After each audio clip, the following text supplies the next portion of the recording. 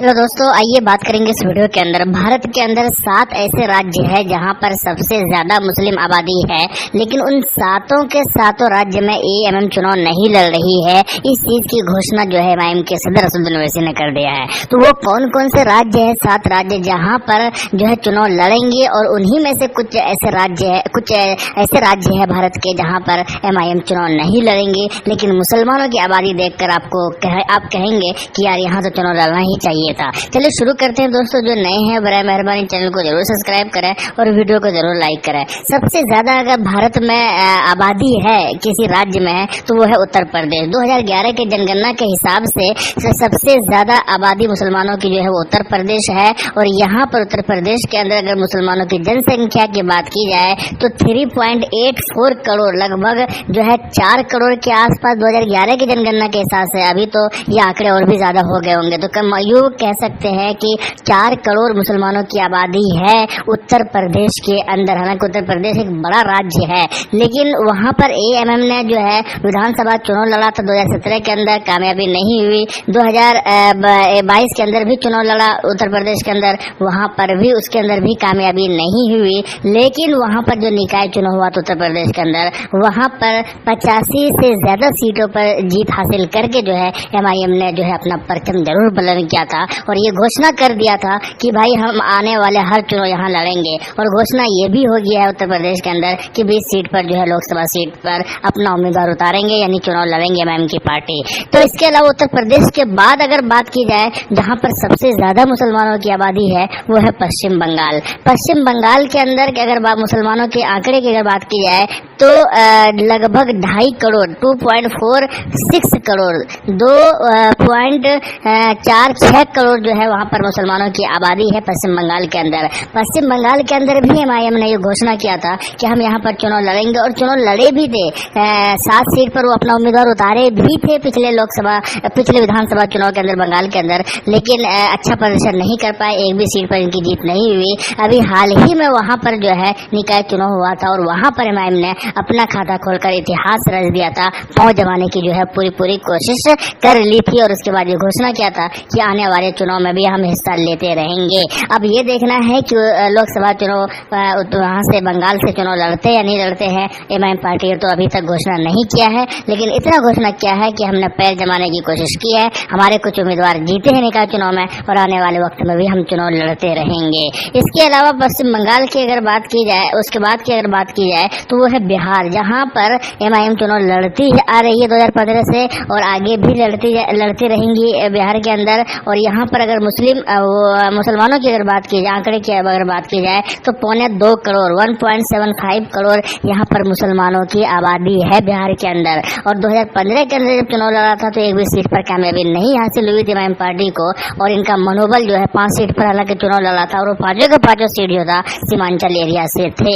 लेकिन जब 2019 के अंदर चुनाव हुआ, एक उपचुनाव हुआ किशनगंज के अंदर, और उसके बाद वहां से एमआईएम के ने खाता खोला, और उसके बाद फिर से जो है चुनाव हुआ 2020 के अंदर। तो उसके बाद वहां पर जो है बिहार के अंदर जो है 5 सीट पर जीत भी हासिल किया था एमआईएम पार्टी ने। तो वहां पर 5 सीट जीत कर जो है पूरे देश के अंदर चर्चित पार्टी बन गई थी एमआईएम पार्टी। हालांकि बाद में 4 सीट जो है वो यानी कि 4 एमएलए जो है वो शामिल हो गए थे आरजेडी के पास। अभी फिलहाल बिहार के अंदर सिर्फ और सिर्फ 1 एमएलए है, लेकिन ये घोषणा हो चुका है कि बिहार के अंदर आने वाले हर चुनाव लड़ेंगे, और चाहे वो विधानसभा हो चाहे वो लोकसभा हो। और लोकसभा का घोषणा भी कर दिया एमआईएम पार्टी के जो प्रदेश अध्यक्ष है बिहार के, उन्होंने घोषणा कर दिया है कि हम लोकसभा चुनाव लड़ेंगे। खास करके जो है किशनगंज जो पिछले बार भी लड़े थे, इस बार वहां पर जीत की पूरी कोशिश जारी रहेगी। इसके अलावा जहां पर मुसलमानों की सबसे ज्यादा आबादी है वो है महाराष्ट्र। महाराष्ट्र की अगर बात की जाए तो 1.3 करोड़ मुसलमानों की आबादी है, मुस्लिम संख्या है,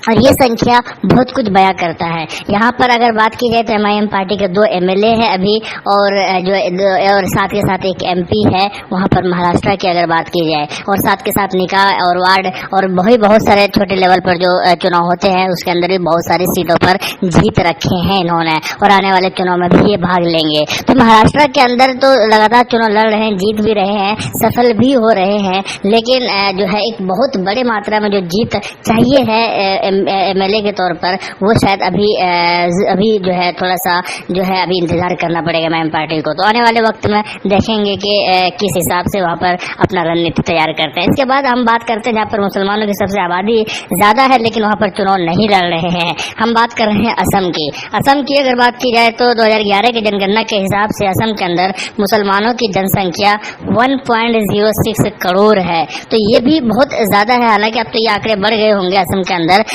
और यहाँ पर एमआईएम पार्टी ने कह दिया है कि हम असम के अंदर चुनाव नहीं लड़ेंगे, और साथ के साथ ये भी कहा था कि हम केरल के अंदर भी चुनाव नहीं लड़ेंगे, क्योंकि असम के अंदर जो है मौलाना बदरुद्दीन अजमल की जो पार्टी AIUDF बहुत अच्छा काम कर रही है और जबरदस्त तरीके से जो है मुसलमानों को रिप्रेजेंट कर रहे हैं। इसीलिए नहीं चाहते एमआईएम पार्टी कि असम के अंदर जाकर वहां पर वोटों का बंटवारा हो और AIUDF को जो है नुकसान पहुंचे। तो खैर कुल मिलाकर यहाँ पर असम के अंदर एमआईएम पार्टी चुनाव नहीं लड़ेगी। इसके बाद जहाँ पर मुसलमानों की सबसे ज्यादा आबादी है वो है केरल। केरल की अगर बात की जाए तो 2011 के जनगणना के हिसाब से 88 लाख वहाँ पर मुस्लिम आबादी है, और ये भी ऐसे ही है जैसे असम है ऐसे ही केरल भी है। एमआईएम के जो सदर असदुद्दीन ओवैसी उन्होंने ये कह दिया है कि हम असम में भी चुनाव नहीं लड़ेंगे और साथ के साथ केरल में भी चुनाव नहीं लड़ेंगे, क्योंकि इंडियन यूनियन मुस्लिम लीग अच्छा काम कर रही है केरल के अंदर। तो इन दोनों जगह पर चुनाव नहीं लड़ेंगे, इस चीज की घोषणा तो असदुद्दीन ओवैसी ने खुद कर दिया है। इसके अलावा जहाँ पर सबसे ज्यादा मुसलमानों की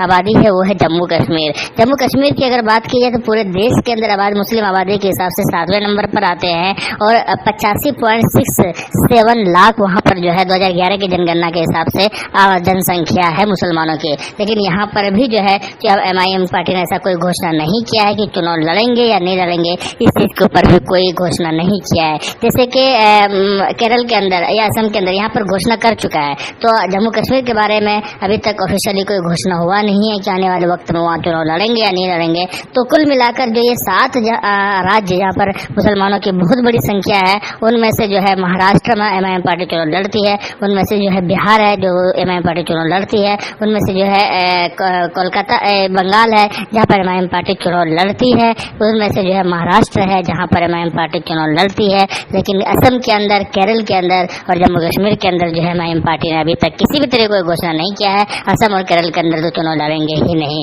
तो ये वो जगह है, ये वो राज्य है जहाँ पर एमआईएम पार्टी अपने आप को विस्तारित कर रहे हैं, अपने आप को फैला रहे हैं। और चूंकि अभी है, पहले सिर्फ तेलंगाना तक महदूद थी ये पार्टी, अब चूंकि तेलंगाना के बाहर भी चुनाव लड़ने लगी है, तो चाहती है कि जिस तरीके से तेलंगाना के अंदर मकबूल है ये पार्टी, जिस तरीके से तेलंगाना के अंदर लोगों के नजर में ये पार्टी, लोग पसंद करते हैं इस पार्टी को और काम कर रहे हैं, मुसलमानों को रिप्रेजेंट कर रहे हैं, ऐसे ही एमआईएम पार्टी चाहती है कि बाकी राज्यों में भी जो है एक अल्टरनेट ऑप्शन बने, मुसलमानों को रिप्रेजेंट करे, क्योंकि मुसलमानों के साथ बहुत ज्यादा ज्यादती हो रही है। बाकी दूसरे लोग, दूसरी पार्टियां सिर्फ और सिर्फ फायदा उठा रहे हैं। आपकी क्या राय है कमेंट सेक्शन में बताइएगा। शुक्रिया, जय हिंद, लव यू।